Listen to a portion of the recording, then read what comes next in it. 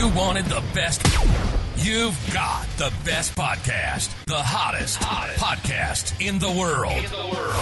The Chris Voss Show, the preeminent podcast with guests so smart you may experience serious brain bleed. The CEOs, authors, thought leaders, visionaries, and motivators. Get ready. Strap yourself in. Keep your hands, arms, and legs inside the vehicle at all times, because you're about to go on a monster education roller coaster with your brain. Now, here's your host, Chris Voss. Hi, folks. It's Voss here from the ChrisVossShow.com, the ChrisVossShow.com. Hey, welcome to another podcast. We certainly appreciate you guys going by. Thanks for being here. We have an amazing author on the show. He's written a whole bunch of books. We're going to have to ask him how many there are, because he's written so many. I can't count that high. I went to public school.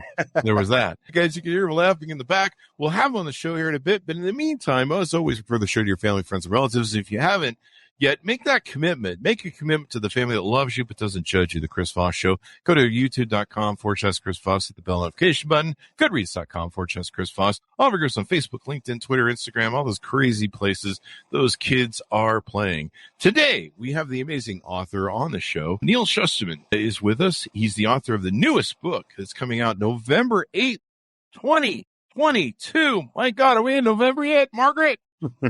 Hell we are. So, well, we're technically in October right now, but it's coming. It's coming there. In fact, one of my friends recently said that the Christmas ornaments are out at one of the stores in their local stores. Christmas, it's not even October. Anyway, guys, the new book is called Gleanings, Stories from the Arc of a Scythe. Neal Shusterman is on the show with us today. He's going to be talking about this amazing book, and he's written a whole series of books that are very popular, very exciting, New York Times best-selling author. He's going to be on the show talking with us about that. Neal is the author of many novels for young adults, including Unwind, which was an ALA Best Book for Young Adults, and Quick Pick for Reluctant Young Readers, Everlost and Downsiders, which was nominated for 12 state reading awards. He also writes screenplays for motion pictures and television shows such as Animorphs and Goosebumps. The father of 4 children, Neal lives in Southern California. Welcome to the show, Neal. How are you? I am doing very well. Glad to be on the show. And we're honored to have you. Thank you very much for coming by and spending some time with us today. How many books have you written? The expansive novels that you have on Amazon are epic. Gleanings is number 53. 53? Holy yeah. crap. Wow. That's just amazing. So tell us what motivated you to write this latest book. Oh, we should probably get your .com if you have it, or wherever you want people to find you on the interweb as well. Sure, it's storyman.com. Or at Neal Shusterman on Instagram, Twitter, and just Neal Shusterman at Facebook. There you go. So what motivated you to write this latest book? You know, the Arc of a Scythe series has been my most successful series, and I was not ready to leave that world. Mm-hmm. I love the characters. Fans wanted more. They wanted, backstories on character. They were always asking me questions that I couldn't answer in the series. And so this is an opportunity for me to explore different aspects of the world that I didn't get to explore in the trilogy, and also to give fans some of the things that they've been asking for.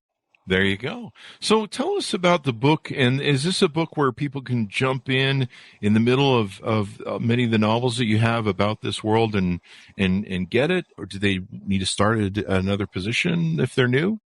Well, I mean, if you're new, you can get it. I mean, the world is pretty straightforward. It's a world where where human beings get to live forever. And the only way that you can die is to be chosen to die by a scythe, who are kind of these Jedi of death who travel the world thinning out the population. Wow. And so sort of once you know that, then you know all you need to know to go into the stories. Of course, it's always better if you've read the trilogy before reading these side stories, but it still stands on its own. You should buy them all and just catch up then, including this one. This is really interesting. So there's these people that go around. Can you hire them to take care of other people for you, or do they kind of work on their own? Well, they work on their own, and they make their own laws. They're above the law, and they can do whatever they want with impunity. Wow! So they're kind of like faster for people who are not as honorable as they're supposed to be. So they kind of settle some scores, or they're kind of the what would you call them? Kind of they're the authority that maintains a balance of good and evil, maybe? Pretty much, yeah. It's supposed to be good, except, some bad eggs get in there. So you live forever in this world. Is it set in space, a different planet? Is it set in Vegas? Or where's it established at? It's set in the not too distant future, a couple of 100 years from now. AI is now controlling the world, but a benevolent AI. It's sort of the idea was to do a story that was the opposite of a dystopian story. Whereas dystopian stories are about what happens when the world goes wrong. The world of Scythe is what happens when we get everything that we want, when everything goes right, when we defeat all diseases, and then AI, rather than being a terrifying thing, actually is this benevolent thing that has helped us. But of course, in a world where we get everything we want, there are going to be consequences, and we have to face the consequences of having everything that we want. And one of those is sort of having no more natural death. And so death has to be something that is doled out by the Scythes. I love this concept, and I love the way you put it, because most people write about the future in dystopian, and if you watch the news, it's not hard to connect those dots. But so, there's what's that old adage? Be careful what you wish for, you might get it. And I imagine you exploring that in the books and fleshing that out would give a lot of room for stuff. Living forever. Do you really want to live forever? I mean, that's a lot of exes that you kind of have stalking you on Facebook. Well, the whole thing about living forever is that, when you have endless amounts of time to do anything that you want, you kind of never do anything. And that's one of the consequences, is that people have lost their passion for life because there is no longer an expiration date. Sounds like me at 40. Let's see. Do people get older as they age, or do they get locked in? They do, but they can reset their age back. They call it turning the corner. So at any point in time, they can set their age back to any age that they want from 21 and up. So people are constantly, getting to a certain age and then setting the clock back. Do I get to keep all the smarts that I learned over 40, 50 years or whatever? In theory, yes, you get to keep everything. Even if you get into an accident and you go deadish, as they call it, you just get brought back. And all of your memories are retained by the Thunderhead, which is the AI. And so you can't die by accident. So people start doing dangerous things because they know that they'll just be brought back and it can't kill them. I guess you would kind of get a little flippant with your life. I mean, skydiving without a parachute is, they call it splatting. It's a thing in the world. Splatting? Wow, it's a thing. Wow. I mean, if you're going to go out with a bang, and then you're not really going out. So, you got that going on. And so are the Scythe people, are they kind of like the police department, or are they kind of a moral code of, how does that go on? It's more of a moral code. I mean, they're supposed to be these honorable, the best of the best, the Jedi of this world, who do what they do, not because they want to end life, but because they know that it is this solemn task that they're performing for the human race. But, when you have that much power, bound to be some characters that get in there who should not be doing it, and they start to abuse this. They got the bad Scythe cops, maybe, that come into play. So I imagine this leaves quite a lot of room for really great writing and reading and exploring out these spaces. And of course, it's always that good and evil, that battle of good and evil, right? Yeah. And, the world has grown so rich. One of the fun things about world building is that your world starts to get out of control. It starts to, become so real that there's things to explore that you never even thought about before. And so, getting to play within this world has been a lot of fun. Yeah. So is the population getting kind of out of control? Because people are still having kids, right? People live forever? Yeah, well, the Thunderhead keeps the world sustainable, but has to be a certain amount of people who die to keep that happening, which is why there are Scythes. Mm-hmm. Tell us about some of the characters in the book that you flesh out. Well, the main characters in the series are Citra and Rowan, two teenagers who are taken on as apprentices to be Scythes, and we sort of watched their growth through the three books. But in Gleanings, which is, a collection of stories, I get to explore the backstories of some of our favorite Scythes. There's Scythe Faraday, who's kind of like my Obi-Wan Kenobi. And there's Scythe Curie, and we get to see her as a teenager. She's sort of this stately, venerable Scythe who's been around for 100 years, but now we get to see her as a teenager. And then there's Scythe Goddard, who is the bad guy. I mean, he is perhaps the nastiest villain I've ever written. And we get to see him when he was a creepy 16-year-old. You know, what was it that made him this bad guy? It sounds like my 16 years. I don't know. I read the book, but that's probably, you know, I was up to something in my 16 years or something. I think it was mostly chasing girls around town, but I had my moments, I suppose. Everyone does at that age, at adolescence and stuff. So how many books are there in the series itself? You're written, do you say 53 books? Yeah, on this series, it's just the trilogy, 3, and then Gleanings, which is the sort of short story collection that wraps everything up. Yeah. So I haven't closed the idea of maybe doing another one or maybe doing a prequel. I have a lot of fans asking for a prequel. So, you know, there might be someday I might go back and do that. But I have, you know, new ideas and new worlds that I'm sort of working on right now. Hi, folks. Here's Voss here with a little station break. Hope you're enjoying the show so far. We'll resume here in a second. I'd like to invite you to come to my coaching, speaking, and training courses website. You can also see our new podcast over there at chrisvossleadershipinstitute.com. Over there, you can find all the different stuff that we do for speaking engagements if you'd like to hire me, training courses that we offer, and coaching for leadership, management, entrepreneurism, podcasting, corporate stuff. With over 35 years of experience in business and running companies as CEO, I think I can offer a wonderful breadth of information and knowledge to you, or anyone that you want to invite me to for your company.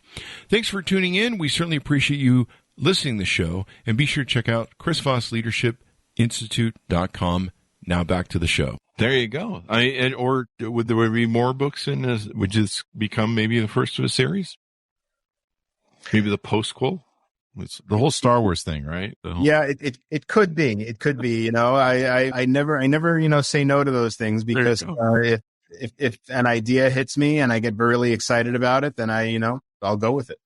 Where did you get the artwork? There's those of you watching on YouTube and those on the podcast, I want to tease you to watch our YouTube. There's a beautiful display frame of one of the characters or covers of your book. How did you discover the artist for that, or who is the artist for that? And Kevin Tong is a fantastic artist. It's the publisher that put us together, and he just created this iconic image. And you know, for all, you know, it started, of course, with the first one, and then each one has just been spectacular. Mm-hmm. I'm really pleased with his work. It really sets the bar high now for all of my books, though. You know, it's like they all have to be as good as Scythe. Yeah. It's all your books are that way from the series, because you look at them and you're kind of struck by it. You're just like, what is that? What's going on? Oh my gosh. It's really cool looking. It kind of has an alien feel to it, maybe a futuristic feel, I guess. But it really draws the eye in. You're like, what's going on here? And, you know, a lot of books you'll see them and you're just like, okay, I know what that's about. But it draws them in. Half that battle is getting your attention. And so, you know, the book covers really do that. I think they're really complementary to the story. Any chance on some films or TV coming out? This sounds like one of those books that really should be a film. It would make a great film with the plot of being able to live forever and come back and all that stuff. Yeah, it's in development with Universal. Awesome sauce. And have been for several years. And they have a writer who's developing a script. Steven Spielberg is shepherding the whole development process. Really? Which is very, you know, a lifetime dream to have him even recognize, you know my work. It's very exciting to think Steven Spielberg read my book. That's really an exciting thing. Not only that, but he wants to make it into a movie. So it's very exciting. That would be a great futuristic movie. That would be awesome. You know, I do have a setup scene for you though, since it's based in the future. You can have like a setting on the beach, and Charlton Heston comes up and goes, "You damn dirty Scythes." There's like a Liberty. Fashion Liberty. Yeah. Wait, that's already taken. My apologies. We do the jokes around here. What else can we tease out about the book? It's going to be out November 8th. And what else do you want to tease out about the book that we can give away? Maybe some plots or some stories that. Well, I had the opportunity to co-write with several different authors on the story. One of the great things about a story collection is that I did, you know, about 2/3 of the stories, about a third of them I got to co-write with. Oh wow! And that's a lot of fun having the chance to do that. I wrote a story with author David Yoon. Also wrote a story with my son and his partner, and Sofía Lapuente. They wrote a story about Scythes, Dalí and Gaudí in Barcelona, these two Scythes that are in a bitter feud with one another. There is, I always get asked by fans, can animals get to live forever? Can your pets live forever in this world? And I was never able to address that in the series. So now there's a story about a pet within the world of Scythe that's co-written with another writer, Michael Payne, who specializes in writing stories about animals. And so I knew I wanted him to work on it with me. This is pretty awesome. I'd love to have my dogs live forever. That's the one thing I hate about, animals. I mean, I don't hate animals, but I hate the aspect of where they last about 10 to 15 years. And I'm really getting tired of going through them. I would really like for them just to stay around, but they're probably sick of me. That's probably why they're leaving. Well, in the world of Scythe, they can just be brought back and brought back to being, I guess, not puppies, but brought back to being younger. That'd be cool. You all your life, but each time you revive a pet, it costs twice as much. So well, there you go. That would get pretty expensive since they'll last 10 to 15. My dogs would just be like, "Oh, you again? Are you serious? I got to put up with another 10 years of you. I left early because you're a jerk and you smell bad." But I have huskies. That's how they talk. And then I give them a tree. They like me. Well, this should be pretty exciting to come out. Sounds like it's going to really impress your fans and they're going to love it. Do we want to touch on the trilogy that came out prior to this and pitch that a little bit? Get people interested in that as well? Yeah. Well, I mean, the trilogy is about what happens when the Scythedom, when this group of Scythes starts to become corrupt. And it's up to the two main characters, Citra and Rowan, who have, Citra is in the process of becoming a Scythe, and Rowan sort of becomes a dark knight. He's working in the shadows to take out all the bad Scythes. And so it's their journey of growth, and the second book is the Thunderhead, which is, that is the AI, and it's told from the point of view of this benevolent AI, which is very godlike and wants nothing but the best for us, but it can't save us from ourselves. Oh.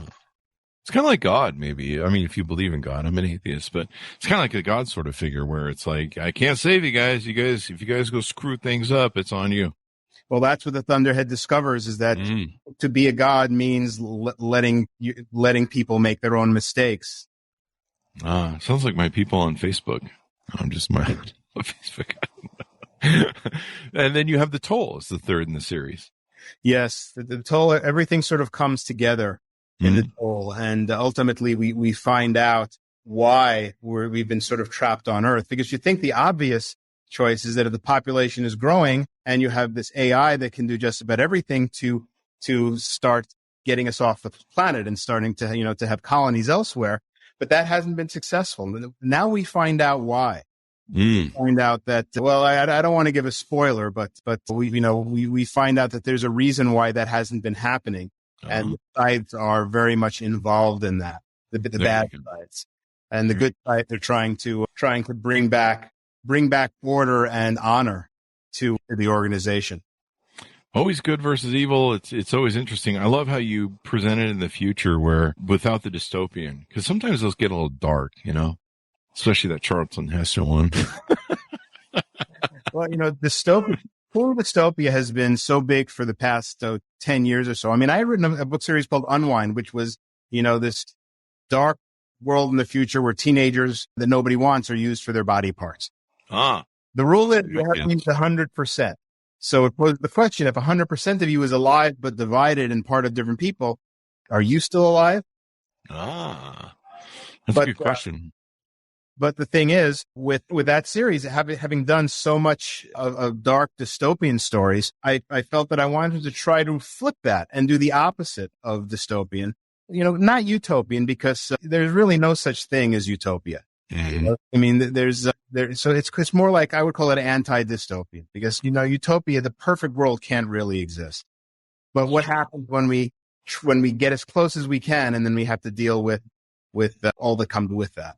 There you go. I love the complexity of that. Be careful what you wish for. You might just get it, and everybody wants the world to be perfect, but turns out And there is no such thing as perfection, but there will be complexities that will come out of just about everything. It's kind of like one of those stories where, I mean, not your story specifically, but it's kind of like one of those parables where people want to go back in time and, you know, they live a different, better life or get with somebody or whatever. You know, we have novels like that come on the show.